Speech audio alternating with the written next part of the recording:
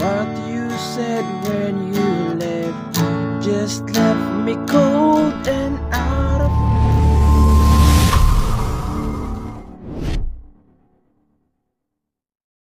Hello mga ka-idol! So ngayon meron na naman akong ituturo sa inyong magandang kanta. So yung title pala nitong ituturo natin ngayon ay yung Over You by Dottery or Dottery. Correct nyo na lang ako sa kumanta mga ka-idol, no? So yun. So itong kanta na ito mga ka-idol is madali lang siya. Sobrang dali lang. Meron lang siyang isang pirasong bar chord. Okay? So alam kong kayang-kaya nyo yan. Practice sa mga beginners, no? Practice lang kayo ng bar chord para wala kayong iwasang mga kanta na may bar chord, no? So dito muna tayo sa strum. So yung strumming pattern natin is magiging dalawang klase, ano? So ganito lang yung basic ng strumming pattern yung gagamitin natin, no? So ganito lang siya. Down, down, up, up, down, down, down, up. Lilipat na ng chords. Okay? Pag nasa loob naman ng open close parenthesis yung chords, ganito na lang. Down, down, down, up, lilipat na. Okay? Pag nasa loob lang ng open close parenthesis yung down, down, down, up, tsaka nalilipat. Okay? Pag nasa loob lang, no? So ngayon, proceed muna tayo dito sa kanyang verse 1. So yung verse 1 niya dyan mga ka-idol, no? So dinalawa natin yung verse nito kasi nagkaiba yung chords nila sa dulo, no? So kaya hiniwalay na lang natin. So yung chords dyan sa verse 1 is D. So yung D first string, second string, third string. Ayan, D, A. So yung A, ito lang siya, second string, third, tsaka fourth sa second fret. Ayan, A. Tapos pupunta kayo ng B minor, na ito yung sinasabi kong bar chord na isang piraso lang naman yan, na may open close parenthesis na B minor. Okay, so yung B minor, nasa second fret yung bar. Sa third fret is second string. Sa fourth fret niya naman is fourth string, tsaka third string. Ayan yung B minor. Tapos pupunta ulit kayo ng A na may open close parenthesis din. Tapos isang G. Okay, yan yung kanyang verse 1. So idudugtong natin mamaya yung verse 2, no, para mas kasi pag dinugtong na natin pala dyan yung verse 2, mas mahaba yung chords, mas mahihirapan kayo. So kakantahan muna natin yung verse 1, tapos idudugtong natin yung verse 2. Okay? So ganito siya sa verse 1, hindi lang natin masyadong bibigasin yung kanyang lyrics para hindi tayo makapiright. Ano? So ganito siya, dito ako magpi-play para mas maintindihan nyo. So ganito.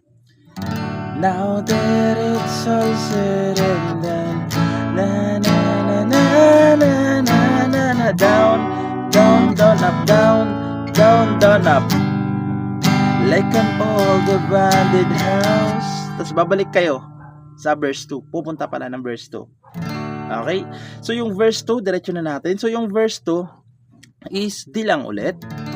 A, B minor na may open close parenthesis, A na may open close parenthesis, tapos pupunta na kayo ng E7. So ito na yung wala doon sa verse 1, E7. So yung E7 is ano lang siya, is third string. Okay? Third string sa first fret, tapos fifth string sa second fret. Ayan, E7 na walang open. Walang open yung E7. Tapos pupunta kayo ng G na may open close parenthesis na. So yung G first, second, fifth, tsaka sixth. Okay, ayan. G na may open, tapos A na may open. Okay, kaya ko sila hiniwalay, no? Kasi wala yung unang verse kasi walang E7, tapos walang open close parenthesis yung dulong G, no? So dito kasi nagkaroon na ng open, tapos nadagdagan na ng isang chord, kaya hiniwalay natin. So ganito siya sa verse 2 para mas maintindihan nyo, no? So ganito siya. What you said when you left, na na na na na na na na, la la la la na na na na na, na na na na na na na na. Tapos chorus, and we'll never saw it coming. Papasok na yung chorus. Okay? So pagpasensyahan nyo ng mga kaidol yung pag-sample natin sa pagkanta kasi hindi natin pwedeng bigkasin ng diretso yung lyrics kasi nga makaka-copyright tayo. Okay? So pagpasensyahan nyo na. No? So pero pag tinugtog nyo yan, parehas yung tunog niyan. So dun sa original na tunog, pati sa pagturo natin is parehas lang yung tunog nila. Okay? So dito lang kasi hindi natin binibigkis ng maayos yung lyrics. So ngayon, punta na lang kaagad tayo sa kanyang chorus. So yung chorus niya dyan mga ka-idol is D, A, B B minor na may open close parenthesis, A na may open close parenthesis, G na may open close parenthesis, A na may open close parenthesis din. Okay? Yung mga chords na yan, 2 times nyo muna silang gagawin. Okay? 2 times nyong gagawin. Pag nagawa nyo sila ng 2 times is, pupunta na kayo ng E7. So, dito sa E7 mga ka-idol is, ano siya? Walang open. Okay? Sa E7, walang open yan. Tapos pupunta kayo ng G, may open close parenthesis na. Tapos A, may open close parenthesis na din. Okay, yan pagkatapos niyo magawa yung unang verse, 'di ba? 2 times muna yung mga chords na yan. 2 times niyo muna gagawin. Tapos pupunta kayo diyan sa E7, G, A. Okay? So papaliwanag ko mamaya kung para saan yan, no?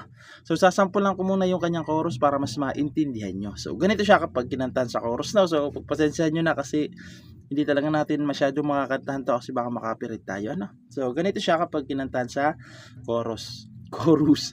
Well, I'm never saw it coming, started running long time ago, and I never thought about you, better off without you, more than you know.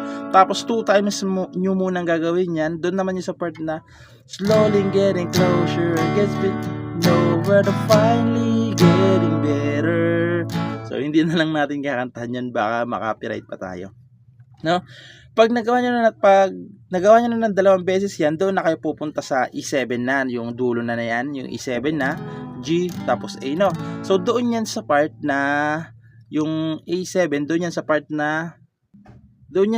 ng lyrics na, cause the day I thought I'd never get through, I got over you. Okay? Tapos babalik ulit kayo sa verse, no? So, sana naintindihan nyo, no? So, yung chorus na yan. So, ganun lang naman siya kadaling tugtugin. May isang pirasong bar chords lang, pero alam ko naman kayang-kaya nyo yan. So, yun lang. Sana naintindihan nyo itong tutorial natin at nagustuhan nyo. At syempre, good luck sa bago nyong matututunan.